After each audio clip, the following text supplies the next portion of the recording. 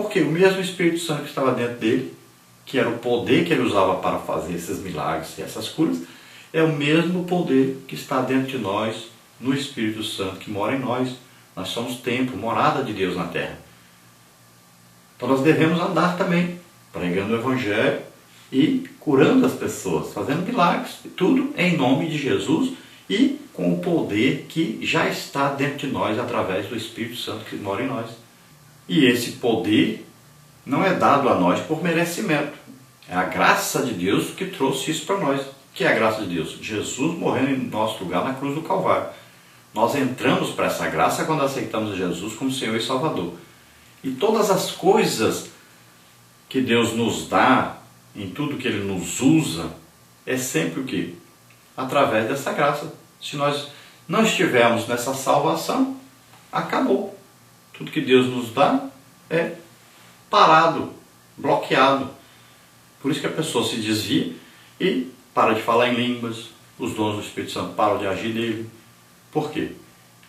Porque é só enquanto ele está na graça. Se ele sair debaixo dessa graça, sair dessa salvação, para tudo. Porque vem de Deus. Olha que coisa interessante. Agora pode ver que quando a pessoa se desvia, para tudo. Mas na hora que ele volta para Jesus, ele reconcilia, na mesma hora ele começa a falar em línguas novamente. E os dons voltam a operar novamente na vida dele, imediatamente. Por quê? É o perdão de Deus, a misericórdia de Deus. Deus esquece o pecado, Ele perdoa totalmente. E aí a pessoa começa novamente a sua vida cristã. Olha só que coisa fantástica. Isso é uma maneira de você entender isso. Os dons do Espírito Santo são concedidos, mas enquanto você está debaixo da graça, você é usado. Saiu, para, a torneira fechou lá em cima. Parou. Espera você voltar. Se você voltar para Jesus, se você se arrepender dos seus pecados, Ele voltará a te usar. E quantos exemplos nós temos? De tantos pregadores, tantas pessoas que deixaram de ser usados por Deus. Passaram um período aí na amargura, sem serem usados por Deus, sem comunhão com Deus. Perderam tudo. Nesse período eles não estiveram sendo usados por Deus. Mas a partir do momento que tomaram a decisão de se arrepender, de não praticar mais aquele pecado, principalmente o adultério, que aconteceu várias vezes aí com vários pregadores, e o que aconteceu? Quando voltaram à comunhão com Deus, comunhão com a igreja também, os dons voltaram. Voltaram a falar em línguas, voltaram a ser usados os dons do Espírito Santo. Tiveram um real arrependimento de pecados. Então temos que saber que vem de Deus e nós somos apenas canais, instrumentos de Deus. Somos o bisturi na mão do médico que é Jesus. Tópico 2, exercitá-los respeitando sua diversidade. Paulo lembra aos romanos que a moderação e a humildade são indispensáveis no exercício dos dons. Ele também os faz recordar que Deus não quer exclusivismo no exercício dos dons. Romanos 12, 4. A individualidade deve ser respeitada porque o Espírito usa pessoas, mas o individualismo deve ser rejeitado. Os dons são diversos, assim como diversos são os membros do corpo. Romanos 12, 5. Não existe um corpo formado somente por um membro. Da mesma forma, o Senhor não quer que os dons operem através de uma única pessoa. Romanos 12, 6. Todos têm seu lugar no corpo de Cristo. Então, olha só. Os dons estão em 9 dons do Espírito Santo. Nós não estamos falando agora de dons ministeriais, mas existem os dons ministeriais. Lá em Efésios 4, 11, existem apóstolos, existem profetas, existem evangelistas, existem aí os pastores e existem os mestres. São dons ministeriais. Existe na igreja? Tem na igreja. Esses 5 ministérios estão na igreja. Assim como o corpo tem 5 sentidos, assim também o corpo de Cristo tem os 5 ministérios operando. Para funcionar corretamente o corpo de Cristo, precisa estar os 5 ministérios em operação na igreja. O que são esses ministérios? São homens dados à igreja, pessoas dadas à igreja. E todos eles são usados tremendamente em dons do Espírito Santo.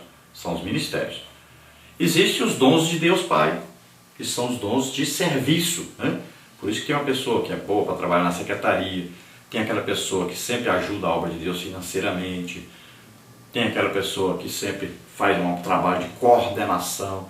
Todas essas pessoas São dons que eles recebem para ajudar a igreja, para fazer a igreja progredir, andar, ganhar almas e andar organizada. Então, pessoas que são usadas na administração, na visitação, né? São pessoas dadas por Deus à igreja, escolhidas por Deus Pai. Então, existem os dons espirituais, aí são dons do Espírito Santo. Então, esses dons do Espírito Santo, toda a igreja deve ser usada nesses dons do Espírito Santo. Paulo diz, olha, todos podeis profetizar. Todos. Não é só para um, é todos. Ministério é para alguns só, não são todos que recebem o ministério. Agora, dons do Espírito Santo é para todos. Todos os crentes deveriam ter os dons. E é possível ter todos? Uma pessoa só? É claro que é. Olha a vida de Paulo e você vai descobrir que todos os dons do Espírito Santo operavam através dele. Mas Paulo orava para que os outros recebessem dons. Olha lá, desperta, Timóteo, o dom que há em ti, o qual te foi dado pela imposição das minhas mãos. Então é um dom que é transmitido pela oração. Nós devemos orar para as pessoas receberem dom.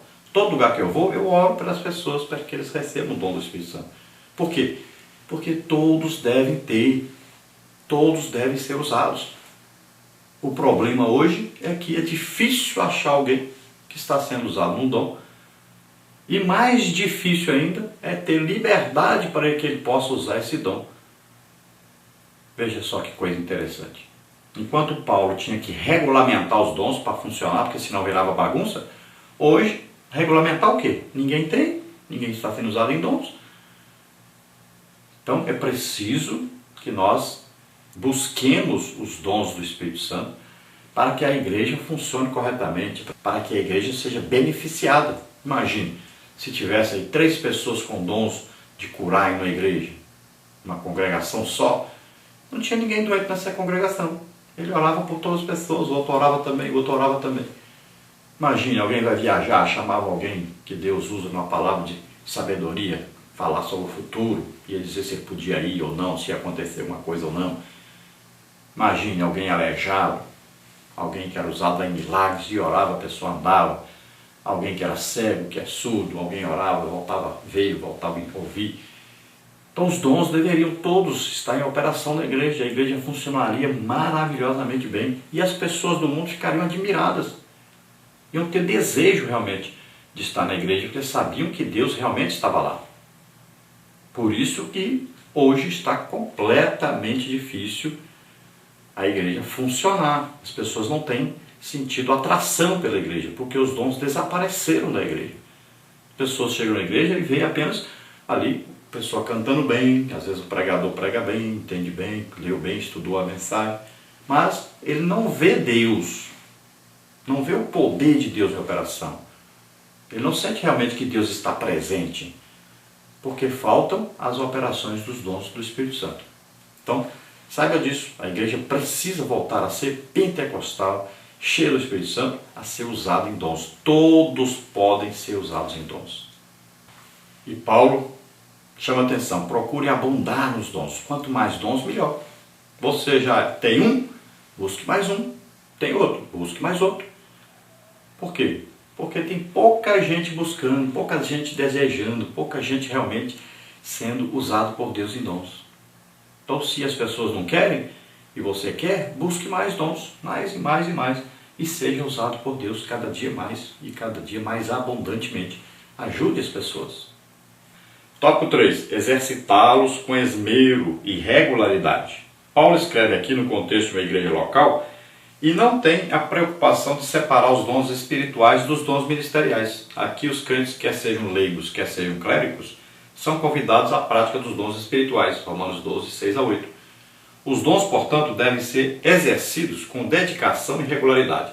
Eles são dádivas de Deus e precisam ser desempenhados no contexto da igreja. Então veja só que Paulo mistura agora os dons. Ele fala tanto dos dons de serviço de Deus Pai, como os dons ministeriais, os dons de Cristo, Efésios 4:11, como fala também dos dons espirituais, que é 1 Coríntios capítulo 12, dons do Espírito Santo. Então são aí os dons do Pai, os dons do Filho, Jesus Cristo, e os dons do Espírito Santo. Então existem vários dons em operação na igreja. São dons o quê? Espirituais. Tanto os do Pai, como os do Filho, como os do Espírito Santo. São todos dons espirituais. Então, ele agora não especifica. Então, ele fala de vários dons aqui. Entre esses, ele fala alguns, então, dons de serviço dados pelo Pai, alguns dons ministeriais dados por Cristo e alguns dons espirituais dados pelo Espírito Santo. Então, são vários dons aqui. Então, ele diz que os crentes todos devem buscar esses dons, devem buscar ser usados por Deus nesses dons para ajudar as pessoas, para o bem comum, para o bem do corpo de Cristo. Então, um vai receber um dom, outro vai receber outro dom, outro vai receber outro dom, outro vai receber outro dom. Pode ser que uma pessoa só receba vários dons. O importante é que esses dons sejam colocados em operação. O importante é que essa pessoa pratique esses dons. Porque tem gente que recebe o dom, mas ele guarda, esconde esse dom e vive aí sua vida normal, não ajuda as pessoas. Está lá, guardado, escondido. E Deus vai pedir contas desse dom que está aí, oculto, está aí guardado, escondido. É preciso usar, é preciso colocar em prática isso que você recebeu. Então veja só, é preciso que cada um veja para o que Deus me chamou. O que Deus quer que eu faça? Então eu vou me disponibilizar, vou me entregar a Deus, vou entregar minha vida a Deus. Eu quero fazer a obra de Deus. Eu quero ser usado por Deus nisso que Ele me deu. E você vai praticar, vai exercitar isso. Não fique um dia sequer sem isso. Pratique, ajude as pessoas. Na parte 3 nós temos aí em relação à mordomia da prática das virtudes cristãs. Romanos 12, de 9 a 21. Tópico 1, exercitar o amor. Tópico 2, exercitar o serviço cristão. Tópico 2, exercitar a resistência ao mal. Tópico 1, então, exercitar o amor. Socialmente, a palavra amor está muito desgastada e quase sempre associada apenas a sentimentos. Todavia, não é esse o significado do ágape do Novo Testamento. O amor cristão é algo que brota de dentro do caráter de uma pessoa regenerada e passa a moldar o seu comportamento. Romanos 12, de 9 a 10. Dessa forma, o amor jamais pode ser algo fingido, isto é, praticado com hipocrisia. Ele é algo autêntico, vê o outro antes de si mesmo.